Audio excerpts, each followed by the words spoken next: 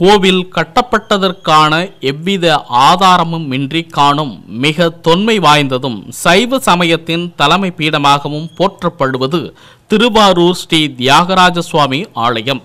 பல்வேறு பிரதான சிறப்புகளை கொண்ட இவ்வாலயத்தில் பிரபல இசை அமைப்பாளர் இசைஞானி இளையராஜா சுவாமி தரிசனம் செய்யும் வகையில் வருகை புரிந்தார்.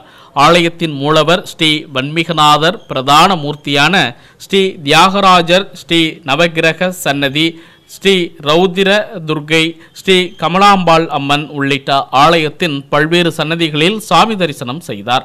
அப்போது ஆலய சிவாச்சாரியர்கள் ஆலயத்தின் சிறப்பு குறித்தும் ஒவ்வொரு சாமி சன்னதிகளில் ஐதீக வழிபாடு குறித்தும் இளையராஜாவிடம் விளக்கினர்.